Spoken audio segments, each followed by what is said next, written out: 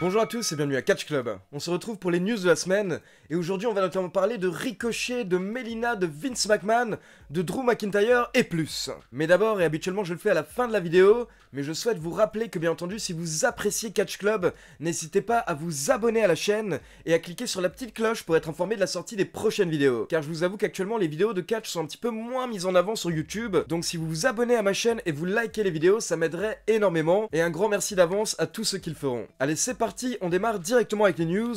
Et on commence avec une bonne nouvelle du côté de WWE NXT, car on a appris cette semaine que Wade Barrett a signé un nouveau contrat avec la WWE pour devenir le commentateur officiel de WWE NXT à plein temps. Wade Barrett était déjà à la table des commentateurs NXT depuis 3 semaines, mais pour le moment il n'avait pas encore signé de contrat, il était en négociation avec la fédération, mais cette semaine Wade Barrett a confirmé qu'il a signé un contrat de 1 an avec la WWE, avec une option pour prolonger le contrat. Et Wade Barrett a précisé qu'il espère que cette entente va durer le plus longtemps possible, car il adore vraiment commenter. Mais attention, Wade Barrett a également précisé que qui sait, peut-être qu'un jour, éventuellement, il remontera sur les rings, mais actuellement, il souhaite vraiment se concentrer sur son rôle de commentateur. On enchaîne avec quelques petites rumeurs par rapport à Raw et Vince McMahon. D'après plusieurs médias américains, Bianca Belair et Peyton Royce n'étaient pas présentes au dernier épisode de Raw, car apparemment Vince McMahon a oublié de les inclure dans le script. C'est assez étonnant sachant que Vince McMahon vient juste de séparer les Iconics, car apparemment il souhaite donner un push solo à Peyton Royce, mais au final il a oublié. Et toujours selon les rumeurs, apparemment 2 catcheurs seraient en danger du côté de Raw. Il s'agit de Andrade et Aleister Black, car ces 2 catcheurs étaient des chouchous de Paul Heyman, mais comme vous le savez, dorénavant Paul Heyman n'est plus le patron de Raw, donc lors des prochaines semaines, on pourrait de moins en moins voir Andrade et Aleister Black. On continue avec 2 news qui ont été balancées par le compte Twitter WrestleVotes. WrestleVotes qui est un média américain qui est toujours très bien informé et qui nous sort souvent de grosses coupes. La première information que nous a sorti WrestleVotes, c'est une information par rapport au booking du New Day, une idée qui aurait été proposée aux officiels de la WWE, mais qui au final aurait été refusée. D'après WrestleVotes, des officiels ont proposé une idée concernant le New Day, où Kofi Kingston serait transféré à Raw, Big E resterait à SmackDown, mais les 2 catcheurs feraient toujours partie du New Day, sauf que le New Day serait séparé à Raw et à SmackDown. Et dans ce scénario, Xavier Woods serait devenu manager, il aurait été manager de Kofi à Raw et manager de Big E à SmackDown. Donc ça aurait été un moyen de garder le New Day,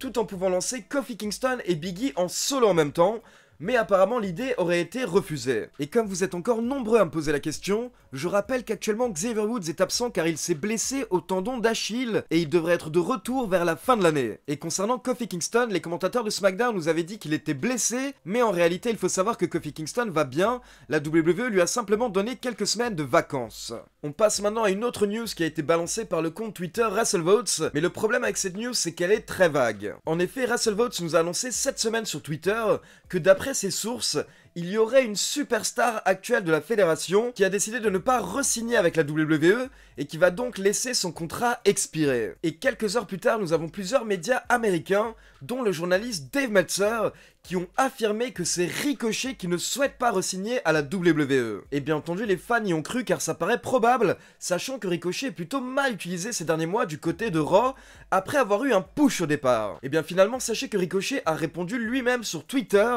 Ricochet a posté un tweet où il a déclaré: mais sérieusement, où ont démarré ces rumeurs? Je n'ai jamais dit que j'allais quitter la fédération à qui que ce soit. Donc à tous ces médias à 2 balles qui balancent de fausses infos, la prochaine fois, essayez de vérifier vos informations avant d'écrire de la merde sur vos websites pour essayer d'obtenir des clics. Donc apparemment, c'est clair et net, Ricochet ne souhaite pas du tout quitter la WWE et il l'a bien fait comprendre afin que les officiels ne commencent pas à s'inquiéter. On enchaîne avec une autre rumeur qui a fait énormément de bruit cette semaine, car elle concerne une ancienne superstar de la WWE qui était adorée par beaucoup de fans.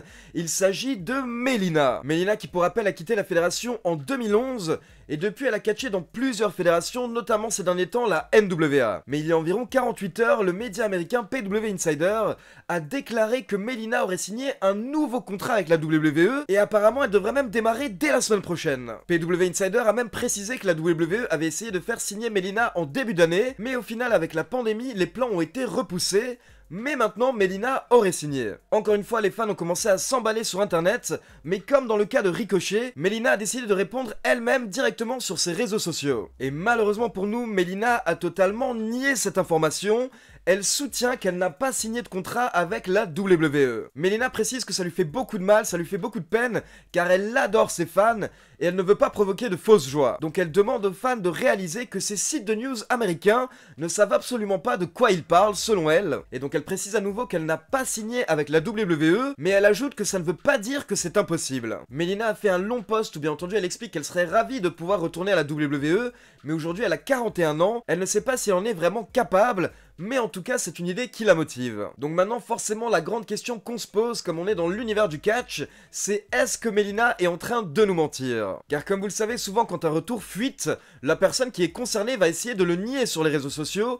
On peut notamment se rappeler de Edge. Edge qui toute l'année dernière a soutenu qu'il ne reviendra jamais à la WWE, alors que tous les médias américains en étaient persuadés, et au final Edge était bien en train de nous mentir, il était en train de préparer son retour, et il a effectué son retour cette année lors du Royal Rumble. Donc est-ce que Melina va revenir à la WWE, et surtout dans quel rôle? Est-ce qu'elle revient pour catcher? Est-ce qu'elle revient pour être manageuse? Beaucoup de questions se posent actuellement, mais d'après Melina en tout cas, elle n'a pas signé avec la WWE. On termine avec une news qui concerne le prochain pay-per-view WWE, Clash of Champions, qui aura lieu dans une semaine, dans la nuit du dimanche 27 septembre au lundi 28 septembre. Pour ceux qui ne sont pas au courant, sachez que Drew McIntyre va défendre le titre WWE face à Randy Orton dans un ambulance match à WWE Clash of Champions. C'est un match avec une stipulation particulière où pour remporter le match, il faut placer son adversaire dans une ambulance et fermer les portes. Et d'après plusieurs médias américains, cette stipulation aurait été rajoutée au match afin de protéger Drew McIntyre, car il va sûrement perdre son titre lors de WWE Clash of Champions. Je tiens à préciser encore une fois que ce sont des rumeurs pour le moment. Comme vous le savez, Vince McMahon peut changer d'avis au dernier moment, mais apparemment actuellement les plans seraient de faire perdre Drew McIntyre à Clash of Champions afin de donner le titre à Randy Orton, qui est tout simplement excellent actuellement. Et selon les rumeurs, Randy Orton pourrait garder le titre jusqu'à WrestleMania 37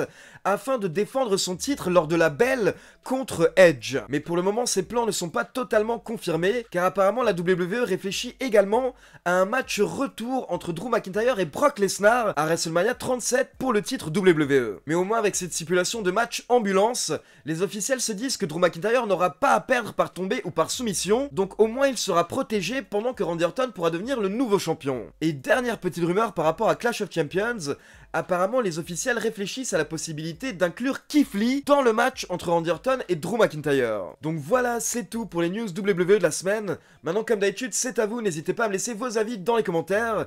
Et pour info, pour ceux qui regardent cette vidéo directement dimanche, je vous rappelle que ce soir, à partir de 20 h, je serai en direct sur Twitch pour démarrer le mode campagne de WWE 2K Battlegrounds. Donc n'hésitez pas à me rejoindre ce soir sur Twitch et on continuera mercredi soir. Comme d'habitude, n'oubliez pas de liker la vidéo, de vous abonner à la chaîne et de cliquer sur la petite cloche pour être informé de la sortie des prochaines vidéos.